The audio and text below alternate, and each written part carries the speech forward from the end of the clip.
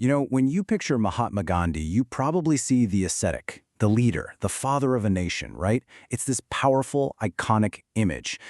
But what if I told you there was this other story, a really complicated, intensely personal story playing out right under the surface, a story that shows a side of the Mahatma that, well, history has kind of tried to forget? Now get this. This is a direct quote from Gandhi himself, writing to one of his oldest friends. This isn't some public speech, it's a confession. He had found someone he called his spiritual life. I mean, that one phrase just cracks open this whole other side of Gandhi that we almost never hear about. And look, this wasn't just some private nickname he made up. His own secretary, Mahadev Desai, the guy who knew his thoughts better than almost anyone, he described their bond as an intellectual wedding. So right there in Gandhi's inner circle, people knew this was something really, really significant. Okay, so who was the woman at the center of all this? Her name was Sarala Devi Chaudhurani, and let me tell you, she was absolutely no passive bystander in this story. I mean, just look at this resume. Sarala Devi was an absolute powerhouse. She was part of the famous Tagore family. The poet Rabindranath Tagore was her uncle. She was a brilliant writer and musician, a political activist, and she founded one of India's first major women's organizations. She was highly educated, sharp, and totally independent. The people who wrote about her at the time, they all say the same thing. She was liberated and self-willed. She just wasn't like other women of her class. And it seems like it was this vibrant, brilliant, and kind of glamorous energy that just completely captivated Gandhi. He had never met anyone like her. So how did this all happen? Well, the most amazing part is we get to see it unfold in their own words, through a series of unbelievably intense letters they wrote to each other back in 1920.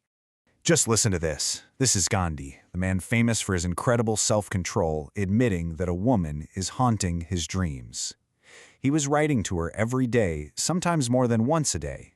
His letters are just overflowing with this raw emotion that shows he was completely smitten, totally under her spell. But here's the thing, this was not a one-sided thing. Sarala Devi challenged him. Right here, she's basically begging him to just drop the act and speak to her from the heart, to use the language of love. She talks about her own pangs of separation and really pushes back when he tries to control their connection. And that right there, that's the real tension at the heart of this whole thing. It was a clash of two massive personalities. On one side, you've got Gandhi, who wanted to shape her into his ideal woman, his perfect ashram dweller. He even signed his letters to her as her lawgiver. But Sarala Devi? Nope, she wasn't having it. She wanted to hold on to what she called her anger and demanded a free hand to be herself. And if you had any doubt about how serious this was, years later, Gandhi himself admitted how close he came to breaking his vow of celibacy. He confessed, "I was in danger of succumbing." This wasn't just some intellectual game, it was a relationship that pushed him right to the edge, testing the very core of his spiritual identity. So you can imagine, this intense private drama, it didn't stay private for long. Gandhi's closest friends and advisors, they saw what was going on. And boy, were they divided about it. This table just lays it all out, doesn't it? On one side, you have his secretary, Mahadev Desai, who's totally on board, calling it a beautiful intellectual wedding. But on the other side, his protege, C. Rajagopalachari, is absolutely horrified, convinced it was going to lead to total disaster. And Rajagopalachari's warning was, well, it was about as serious as it gets. He told Gandhi that if he went public with this spiritual marriage, it would bring unutterable shame and ruin. It wouldn't just destroy Gandhi's reputation as a saint, it would destroy the hope that his movement represented for millions of people. I mean, the stakes were just impossibly high. Okay, but what makes this whole story just mind-blowing is when it was all happening. This huge personal crisis was exploding at the exact same moment Gandhi was kicking off one of the biggest political movements of his entire life. Let's just walk through this timeline, because it really shows how these two worlds were colliding. Early 1920, they're traveling together. Their bond gets deeper. By May, those intense letters are flying. But while all that's going on, his public life is hitting overdrive. In August, he's a pallbearer for his great political rival, a massive public moment. And by October, as the non-cooperation movement is starting to shake the British Empire, the pressure is immense.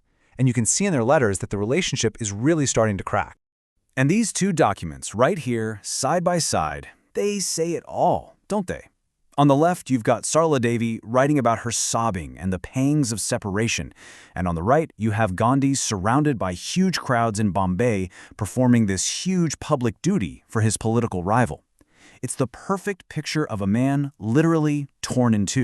So all of this, every single bit of it, the secret letters, the turmoil, the warnings from his friends, the danger of giving in to temptation, it all boiled over in one single pivotal year, 1920. The exact same year that would go on to define his leadership and set the entire course for India's freedom struggle. So, what do we do with a story like this? Ultimately, it doesn't make him less of a legend. If anything, it makes him more human. A man of flesh and blood, wrestling with love and temptation and duty, all while trying to change the world. It really makes you ask yourself, right? How does knowing this intensely personal, private struggle change how we see the public hero?